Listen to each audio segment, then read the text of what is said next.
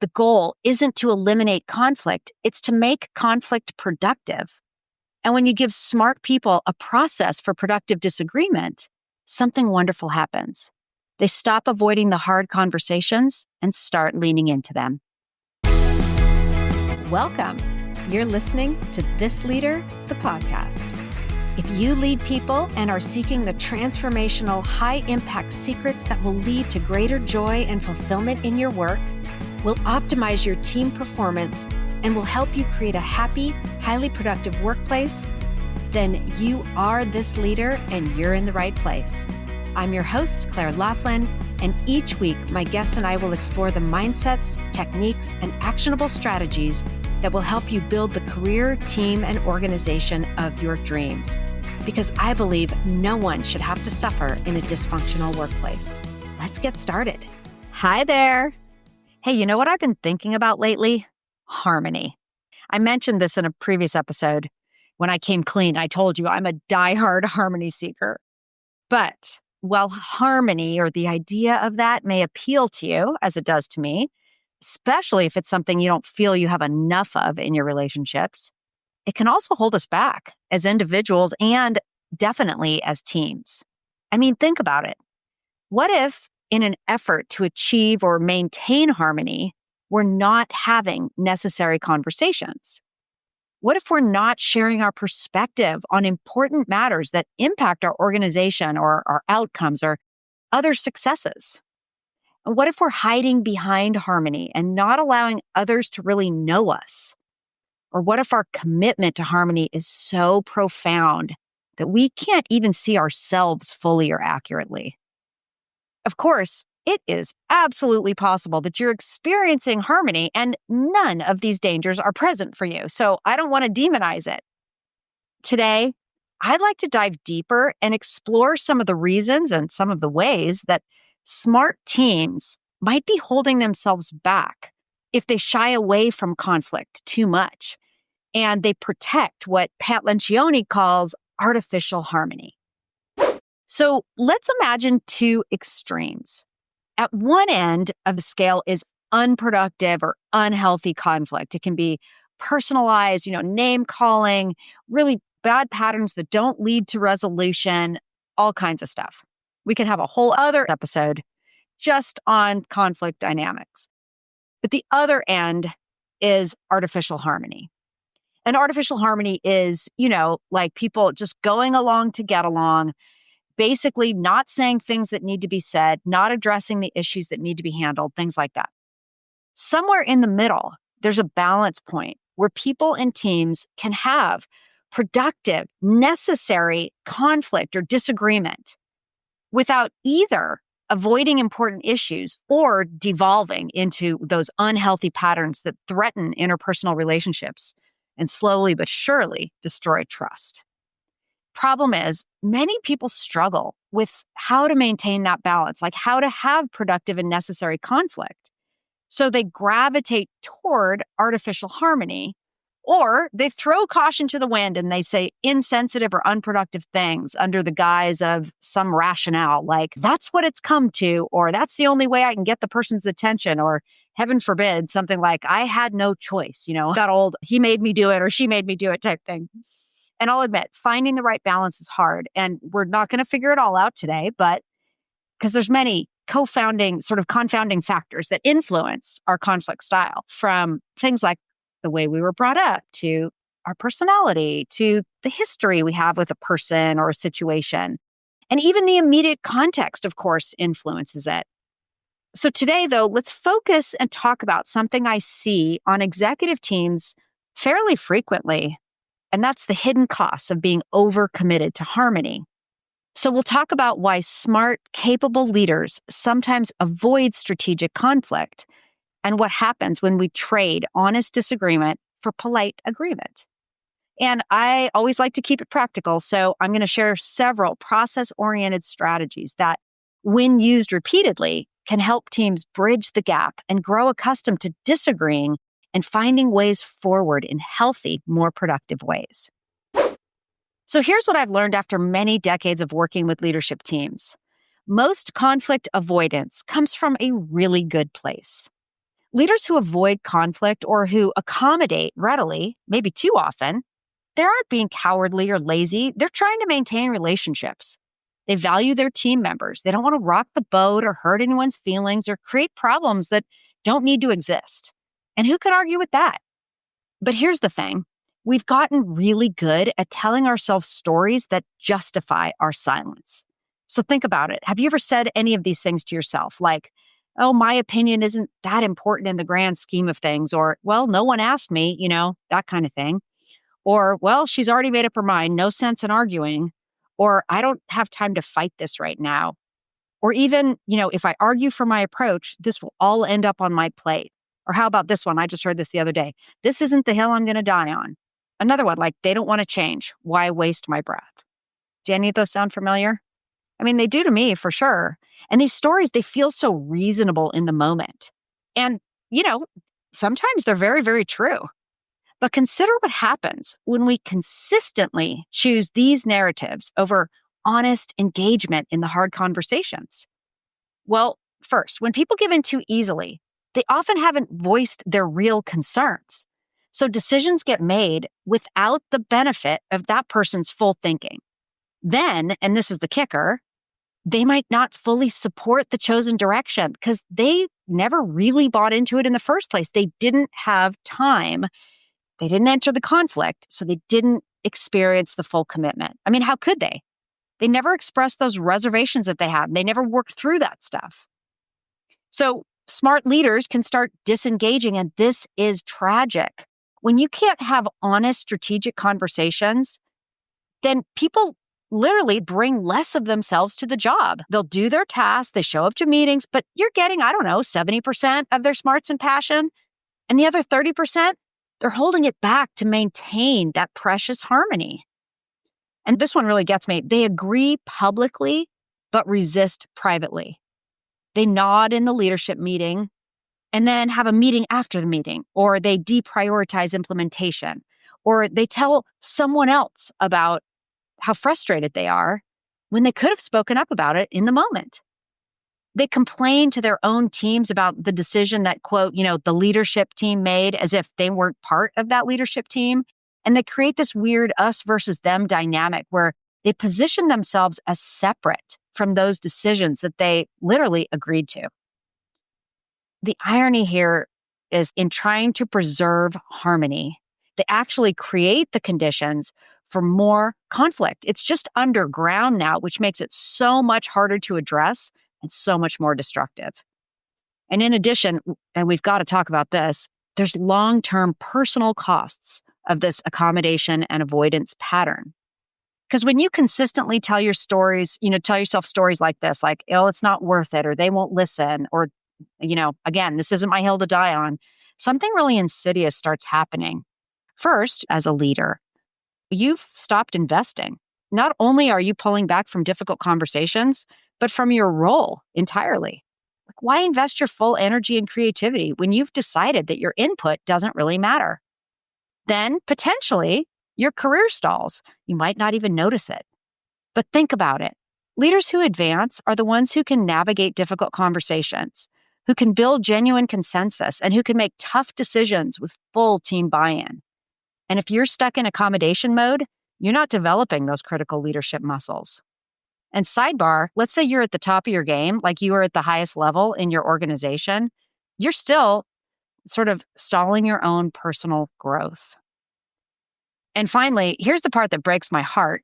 You start feeling hopeless and disempowered because you start to believe that your voice doesn't matter, that change isn't possible, that the people that you're interacting with just don't care that much about you, perhaps, and that this is just how things are. You go from being someone who wanted to make an impact to someone who's just getting by. And maybe the cruelest part of it all, the very relationships you're trying to protect through this accommodating behavior actually start to erode. So let's talk about trust. In those moments when you're willing to be vulnerable and put your thoughts and opinions on the table, you can actually build trust with those around you. And sure, it can feel risky. I mean, that's why they call it vulnerability. But if you can share your opinion respectfully, then you can build deeper relationships and you can develop higher levels of confidence. I mean, think about it. People can't really get to know you when you're constantly withdrawing your real thoughts and opinions. They don't know what you're thinking, what you stand for, what matters to you. You become a pleasant, but say somewhat mysterious figure instead of a true leader who stands by their values. And here's what's really devastating. Instead of being seen as someone who cares about relationships, you can become known as a person who sits on the fence. You're not the leader people turn to when they need someone to speak up about what's right and good, and you're not the one they trust with the hard conversations or the difficult decisions. Because trust, as it turns out, isn't built through constant agreement. It's actually built through moments of sharing, listening, offering new perspectives, and demonstrating that you can hold your own while being curious and respectful of others. I have spent years working on this myself. As I mentioned, I'm a harmony seeker, and I'll probably always have a moment of pause before I interrupt the piece, so to speak. But my role as a consultant requires me to speak up when I see something that needs to be addressed. And I have to admit, it feels good to be honest and transparent when I do it in an environment of mutual respect. I'm not saying it's not hard, but it's worth it. And it just feels much better knowing, like, if something is off, knowing that I have spoken up. Because if I don't say anything, that just doesn't feel right. And I know the cost isn't just to, in your case, like the cost isn't just to your team or to your organization. It's to you. It's to your growth, your relationships, and your sense of purpose as a leader. It's personal. So here's the million-dollar question. How do we find that sweet spot in the middle? How do we create space for the necessary productive conflict that leads to better decisions and stronger relationships? This is where a process-based approach becomes absolutely essential. When you have a predictable framework for working through challenging issues, something magical happens. The process itself depersonalizes the conflict. Instead of something being, Julian versus Jose's ideas, it becomes our ideas evaluated against our criteria. And instead of who's right, it becomes what's right for our organization. But more than that, a good process actually invites and validates different perspectives. It says, we want to hear concerns and alternative viewpoints and your pushback, because that's how we make thoughtful decisions. I want to share with you some simple tools that can help teams navigate potentially challenging issues in a way that feels safe for people who've been burned by unhealthy conflict, while also satisfying those who are hungry for more authenticity. These aren't complicated frameworks that require training. They're just practical approaches you can try in your very next meeting. First, there's a practice I call confront reality. And this is simply creating regular opportunities to ask those somewhat confrontational questions like, okay, what are we not talking about? Or what's the thing we're thinking but nobody's saying? Or I like this one. I say, give me a number from 1 to 5. 1 is, I'm all in. 3 is, I've still got some reservations. And 5 is, I definitely need more discussion. Like, where are you on that scale? Or another way to ask might be, to what degree are we just going along to get along? Okay. The key is making these questions and answers all routine and safe. Maybe it's 5 minutes at the end of every discussion meeting where you pause and just ask, hey, before we move on, what haven't we addressed? Because it's amazing how often someone will finally speak up about the elephant in the room when you create this explicit invitation and then just give it a minute. Here's another process, surprisingly simple. You've probably done it. Try playing devil's advocate as a formal role. Instead of just hoping that someone will voice concerns, assign it. Rotate who plays this role so it doesn't always fall on the same person, or just make a space where everyone is devil's advocate for a few minutes. You could say something like, Joan, for this decision, I'd like you to be our devil's advocate. Like, find the risks, push back on our assumptions, and poke holes in the plans. That will ensure we don't overlook anything important. This kind of a setup, it makes disagreement safe because it's not a personal opinion. It's an assigned role. It gives people permission to voice concerns they might otherwise keep to themselves. Another version of that is one I sort of call love and hate or pro-con. And it's where we look at different decision options and we compare and contrast what we, quote, love and hate about each idea, or we list the pros and cons of each. And this just simply forces us to engage with the opposite of whatever we're most inclined to do. And that could be just a really powerful practice. It can help teams surface issues that might not otherwise get any airtime.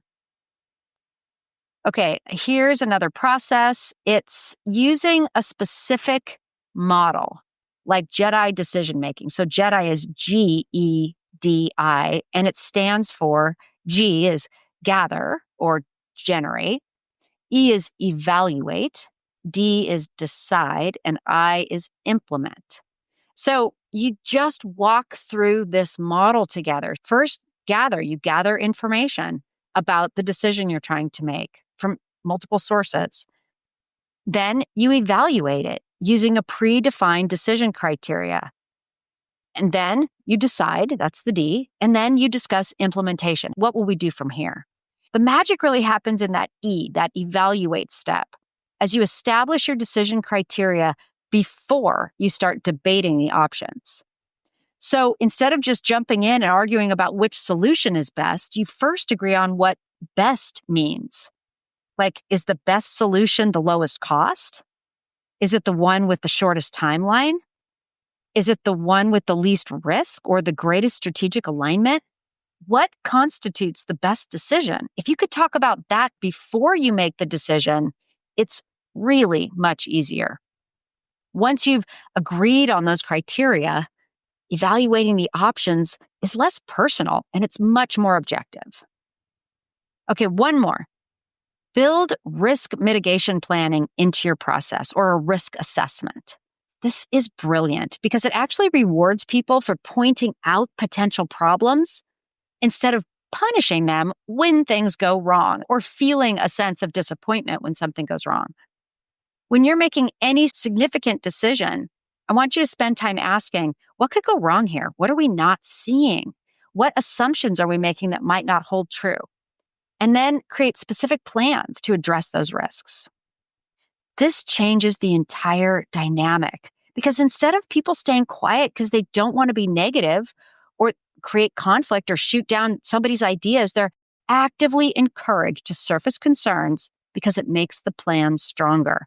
You're literally asking them to help you succeed by identifying potential pitfalls early. Now, let me tell you why these approaches work so well for teams stuck at either extreme on the conflict continuum.